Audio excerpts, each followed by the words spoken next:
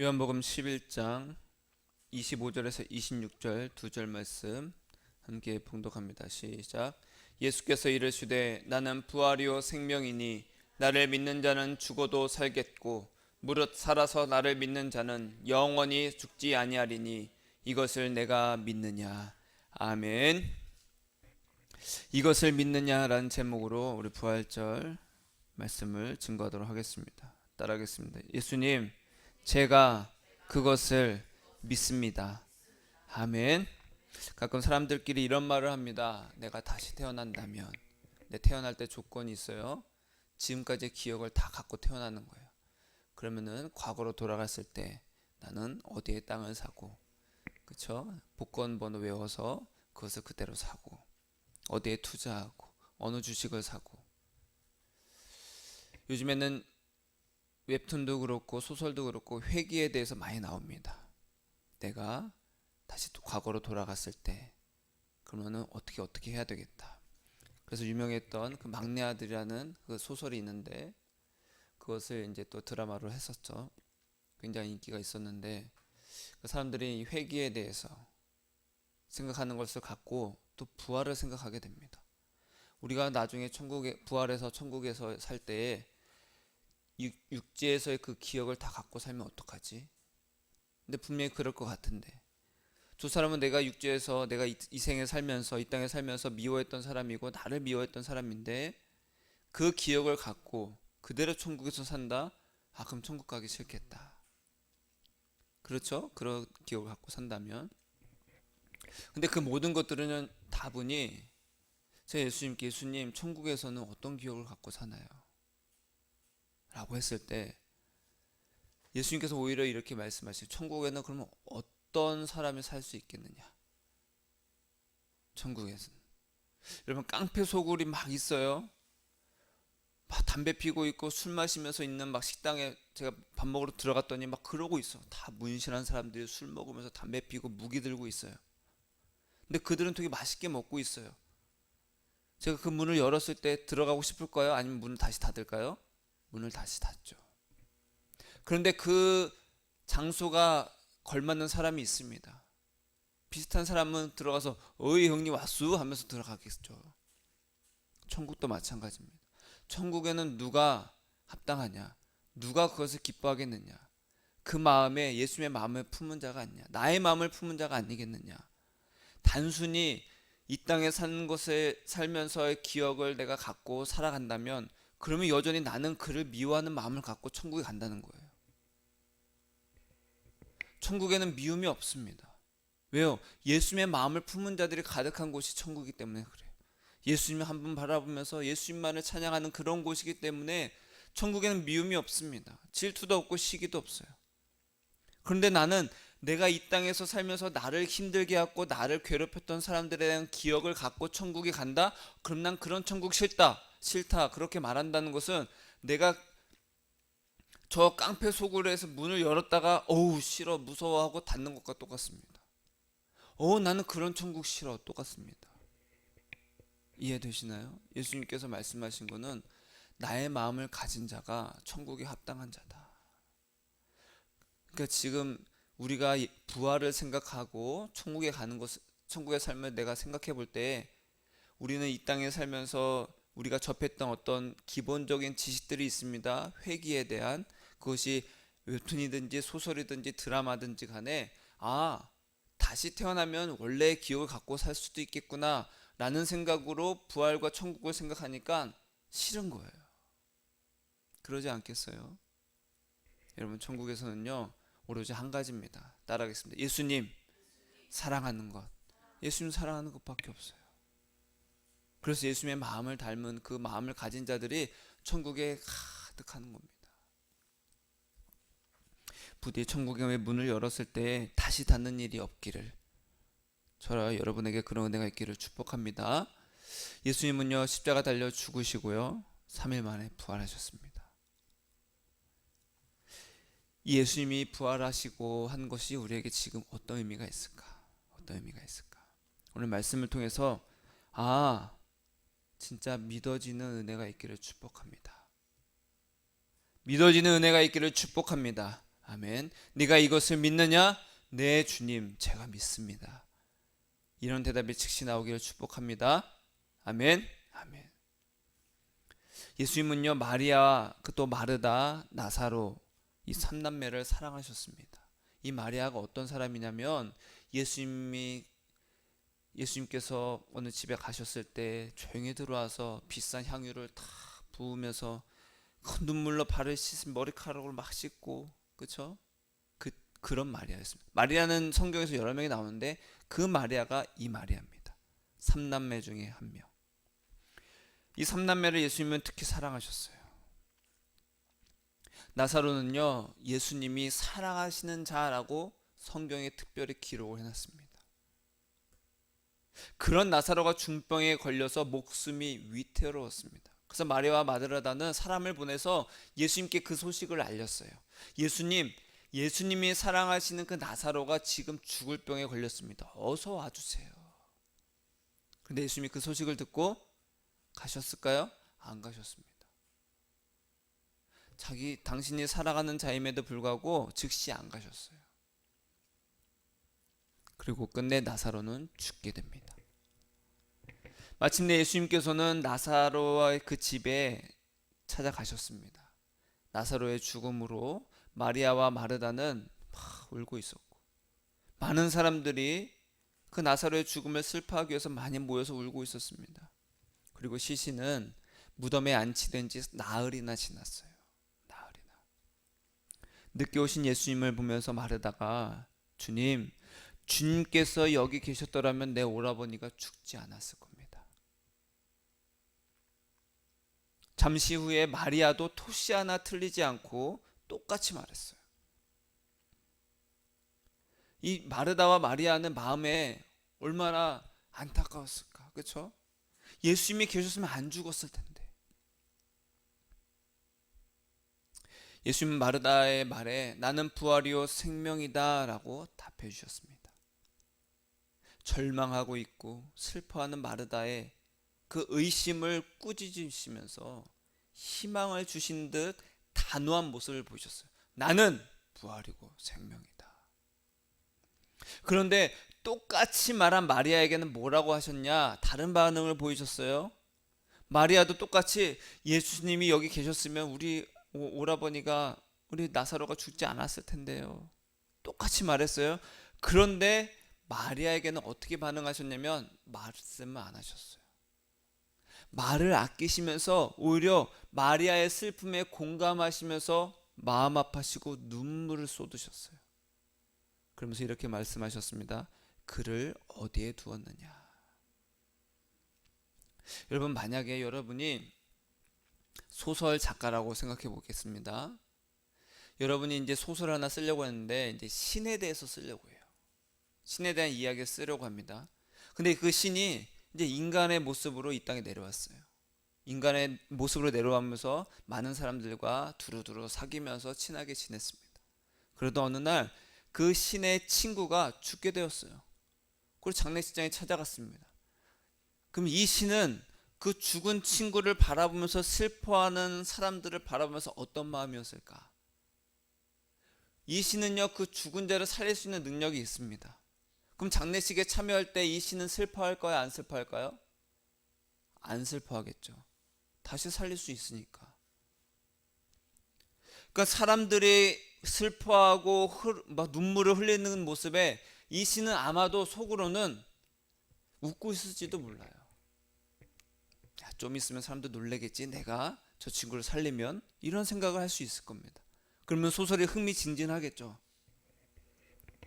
그러면서 장례식장에 가서 울고 있는 그 유가족들한테 걱정하지 마. 아, 왜 이제 왔어? 걱정하지 마. 괜찮아. 나는 부활이요 생명이다. 걱정하지 마. 하지만 마리아의 슬픔에 공감하면서 눈물을 흘리는 그 신의 모습은 쓸 수가 없을 겁니다. 그렇죠? 마르다에게 나는 부활이요 생명이다라고 말씀하신 것은요, 예수님께서 스스로 하나님이다라는 것을 자처하신 거예요. 왜 그러냐? 하나님만이 생명을 주시고 생명을 걷어가실 수 있는 분이기 때문에 나는 부활이고 생명이다. 이 말은 나는 죽음도 이기고 생명도 주고 또 죽음도 주는 그 하나님이다. 이걸 자처하신 거예요.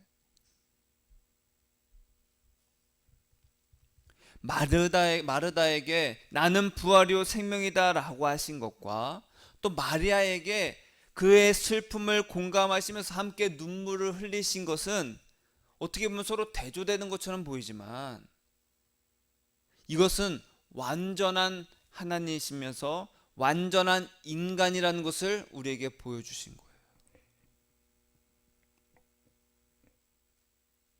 예수님은요, 밤에 지금 미세먼지가 가득하지만 미세먼지가 없는 밤에 보면요, 이 마당에서 이제 하늘을 보면 별이 가득합니다. 주위가 캄캄하니까 별이 너무 잘 보여요.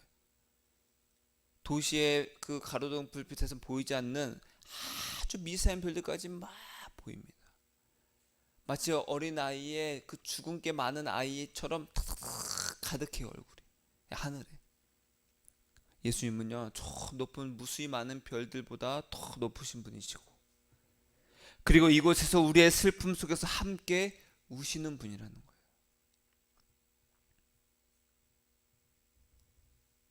따라하겠습니다. 예수님은 하나님이시면서 인간이십니다.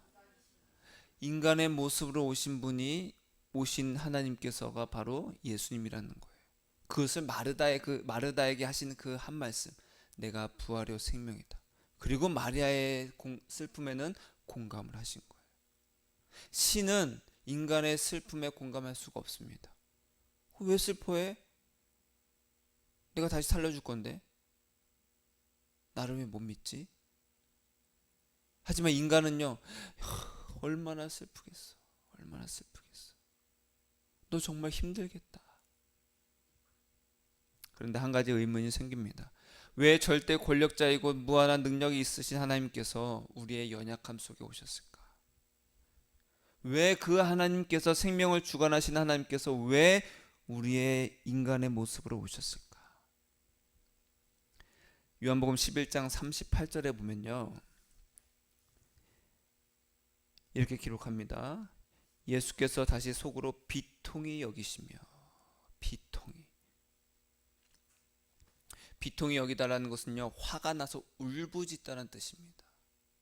화가 나서 막 울부짖는 거예요. 격렬하게 하고 이제 화를 내신 겁니다. 왜 그러셨을까? 여러분, 우리가 흔히 인생을 살면서 여러분 인생이 힘들어요, 안 힘들어요? 살만합니까?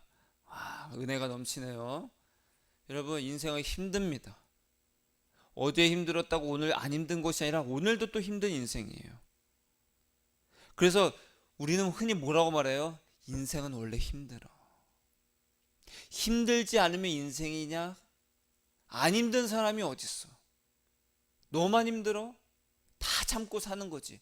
네가 약해서 그래. 더 강해져서 극복해야 돼. 이런 말들 들어봤을지 모르겠습니다. 다 그렇게 말하잖아요. 인생은 원래 힘든 거다. 그래, 나만 힘들어? 나보다 더 힘든 사람도 있는데 원래 인생은 그런 거야. 자, 그러면 예수님은요, 우리의 이 즉 죽을 것 같은 이 슬픈 인생을 보시면 어떤 마음이실까? 죽음에 익숙해져라. 누구나 다 죽는다. 그것은 세상의 이치야. 체념해. 그렇게 하실까요? 아닙니다. 아니라는 거예요. 너 힘들어? 안 힘든 인생이 어디 있어? 괜찮아. 예수님은 그러지 않으신다라는 거예요. 어이구, 그거 힘들어서 울고 있어, 질질 짜고 있어, 어이구 찌찌 나약한 인간, 그러질 않으신다라는 거예요. 왜요? 죽음과 고통을 하나님의 계획하신 뜻이 아니라 죄의 결과이기 때문에 그렇습니다. 처음 하나님이 창조하신 세상은요, 질병과 고난과 죽음이 가득한 곳이 아니었습니다. 기쁨과 희락과 평안만이 가득했어요. 그럼 우리는 이렇게 반문할 수 있죠. 아니, 그러면 지금 세상의 모습이 하나님의 뜻이 아니고 정상이 아니라면 왜 하나님은 진짜 손수 그것을 막지 않으셨는가? 왜 이 땅에 오셔서 강력한 칼을 갖고 오셔가지고 왜 악을 처단하지 않으시는가? 이런 생각 많이 해보셨을 겁니다. 저도 많이 해봤어요. 왜 하나님은 저 사람을 그냥 내버려 두시는가? 저 악한 자를 왜 그냥 내버려 두시는가? 이런 질문은요, 나 자신에 대해서 잘 알지 못하다는 증거입니다. 제가 그것을 깨닫게 됐어요. 아, 왜 그렇게 하시지 않았는가? 나 때문이구나. 무슨 말이냐? 세상에 이렇게 잘못된 것은 나 때문이구나. 내가 악하기 때문에 그렇구나. 인간이 다 악하기 때문에 우리의 이기심과 교만과 잔인함과 분노와 압제와 시기와 폭력 때문에 이 세상이 이렇게 됐구나. 근데 하나님께서 칼을 갖고 이 땅에 오셔서 악을 다 쳐내야 됐다면 제일 먼저 내가 죽겠구나. 그럼 하나님은 지금 오셔서 칼 갖고 오셔야 돼요? 안 오셔야 돼요? 안 오셔야 되는 거예요. 우리는 다 살아남을 사람이 없습니다. 따라하겠습니다. 하나님, 은혜를 베풀어 주셔서 용서해 주셔서 감사합니다. 그걸 제대로 알아야 돼요. 우리는 내가 누군가에게 100만 원을 빚졌는데 그 사람이 갚지 마. 고마워 고마워. 100만 원에도 그러는데. 그러지 않겠어요? 100만 원 안 갚아도 되는데 그럼 고마워요 안 고마워요? 고맙죠. 계속 인사할 거야. 고마워 고마워. 내가 쿠폰 하나 쏠게. 커피 쿠폰을 딱 쏴주고. 근데 내 생명을 살려주는데 고마움도 모르고 그렇게 인간이 악하다는 거예요. 그래도 누군가의 소원처럼 예수님께서 하나님의 진노의 검을 들고 이 땅에 오셔서 악을 처단해야 한다면 그 자신도 포함해서 우리는 다 죽는다라는 거예요.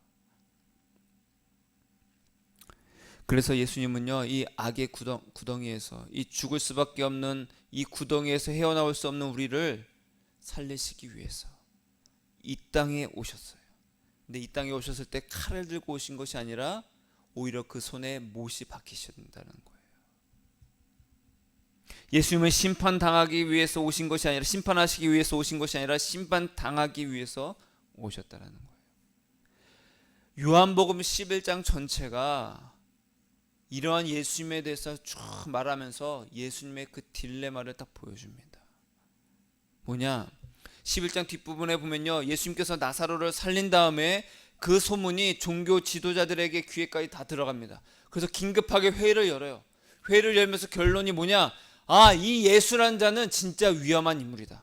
우리가 생각하고 했던 것보다 더 위험한 인물이다. 안 되겠다. 그러면서 53절에 이날부터는 그들이 예수를 죽이려고 모의를 하더라.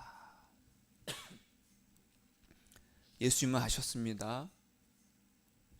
죽은 나사로를 살리려면 종교 지도자들이 자기를 죽이려 한다는 것을 아셨어요. 나사로를 무덤에서 나오게 하려면 예수님 자신이 무덤 속으로 들어가야만 했습니다. 마찬가지로 예수님이 우리를 이 죽음에서 구원하시려면 예수님이 친히 십자가를 지고 우리 몫의 심판을 당하셔야만 했다라는 거예요. 따라서 죽을 수 없는 하나님, 즉 신, 예수님이 죽으시려면 나약한 인간의 모습으로 오셔야만 했다라는 거예요. 신은 죽을 수 없습니다. 신에겐 죽음이 없습니다. 신은 죽음이 없기 때문에 이 나약한 인간의 죽음을 공감할 수가 없습니다. 슬퍼할 수가 없어요. 죽음이 뭔데?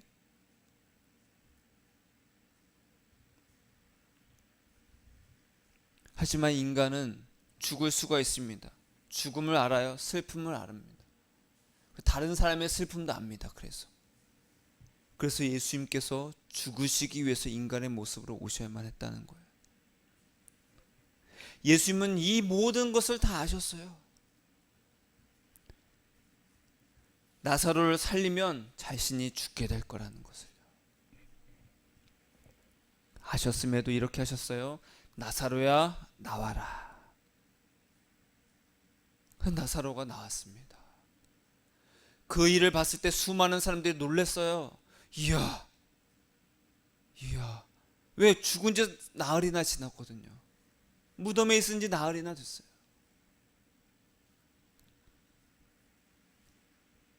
그때부터 많은 유대인들이 예수님을 믿기 시작했습니다. 그러면서 이렇게 말했어요. 보라, 나사로를 얼마나 사랑하시는가. 왜요?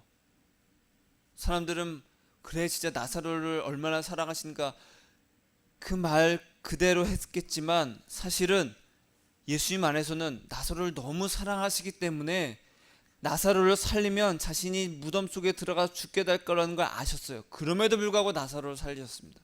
나사로를 얼마나 사랑하시는가. 하지만 이 대목에서 우리는요, 이걸 생각해야 됩니다. 따라하겠습니다. 우리를 얼마나 사랑하시는가. 예수님은요, 유한하고 연약한 인간이 되어서 살해당하신 이유는 나를 사랑하시기 때문에 그렇다는 거예요. 내가 너를 살리려면 내가 죽어야 돼. 죽음에 있는 너를 생명으로 나오게 하려면 내가 죽어야 돼. 따라하겠습니다. 예수님, 나를 많이 사랑해 주셔서 감사합니다. 이것을 믿어지고 이것이 정말 믿어지는 은혜가 있기를 축복합니다. 1961년 소련이 우주 궤도에 인간을 쏘아 올렸습니다. 우주선을 쏘아 올렸어요. 당시 소련의 수상 니키타 후르쇼프가 이런 말을 했습니다. 우주에 사람을 보냈지만 신은 보이지 않았다. 이로써 우리에는 신이 없음을 증명했다. 뭔가 탄탄한 논리가 있는 것 같지만 그렇지 않고, 철학도 아니었지만 그는 진심이었습니다.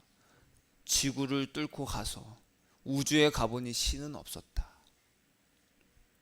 지금도 그렇게 믿는 사람이 허다합니다. 신이 어딨어? 안 보인다. 경험적인 관찰로 신의 부재가 입증되었다는 거예요. 이에 C.S. 루이스는 기독교적 숙고라는 책에서 이렇게 말했습니다. 우리와 신의 관계가 주택의 아래층 사람과 위층 사람의 관계와는 다르다. 1층에 사는 사람은 계단을 올라가서 2층에 있는 사람을 만날 수가 있다. 그러나 하나님은 단지 하늘에 사시는 분이 아니라 온 우주와 땅과 하늘과 시간과 공간을 추월해서 계시면서 심지어 우리를 창조하신 분이다. 그래서 우리와 하나님의 관계를 잘 이해하려면 오히려 햄릿과 셰익스피어의 관계에 더 가깝다라는 거예요. 여러분, 햄릿이 셰익스피어를 얼마나 잘 알 수 있어요? 셰익스피어가 희곡 속에 본인에 대해서 써놓은 만큼만 햄릿을 알 수 있습니다. 햄릿은요, 모든 방식을 동원해도 자신의 창조자인 셰익스피어를 알 수가 없다라는 거예요. C.S. 루이스는 이와 마찬가지로 우리가 단지 높은 고도에 올라가서는 하나님을 만날 수 없다라고 말합니다. 우리가 하나님을 알려면 하나님 그분이 우리의 삶과 세상 속에 자신에 대해서 무언가를 써 넣어야만 우리는 알 수 있다라는 거예요. 나는 이러이러한 신이다. 나는 이러이러한 하나님이다. 그것을 써 넣어야만 알 수 있다라는 거예요. 햄릿이 셰익스피어를 알려면 자신에 대해서 셰익스피어가 기록한 만큼만 알 수 있듯이, 그리고 하나님은 진짜 그렇게 하셨습니다. 바로 예수 그리스도가 하나님이시면서 완전한 인간으로 말구에 태어나서 우리를 위해서 십자가에 달려 죽으셨어요. 그리고 부활하셔서 마르다에게 그렇게 하셨던 것처럼 슬퍼하는, 또 힘들어하는 우리에게 또 물어보시는 거예요. 나는 부활이요 생명이다. 네가 이것을 믿느냐? 나는 죽음과 생명을 주관하는 자요, 연약한 너의 고통을 다 알고 공감하는 자다. 네가 나를 믿느냐? 죽음은 당연한 것이 아니다. 고통을 당하는 것은 당연한 것이 아니다. 너의 눈물을 닦아주고 너의 슬픔을 영원히 위로해 줄 이는 나밖에 없다. 네가 나를 믿느냐? 이렇게 물어보십니다. 죽음도 생명도 예수님이 존재하기 때문에 존재합니다. 하나님 혼자 계시면 죽음도 없고 생명도 없어요. 죽음도 생명도 예수님을 막을 수가 없습니다. 생명과 죽음의 주관자이면서 나의 곁에서 나의 슬픔과 눈물을 함께 울어주고 위로해 주시는 분은 예수님밖에 없다라는 거예요. 이것을 부활로서 우리에게 보여주셨습니다. 예수님은 부활이요 생명입니다. 예수님 때문에 부활이 아니라 예수님이 부활이라는 거예요. 예수님이 생명입니다. 이것을 믿으시겠습니까? 예수님이 곧 부활이요 생명임을 믿는 자는 지금 영생을 얻습니다. 오늘 마르다에게 말씀하신 것처럼 나를 살아서 나를 믿는 자는 영원히 죽지 아니할 것이다.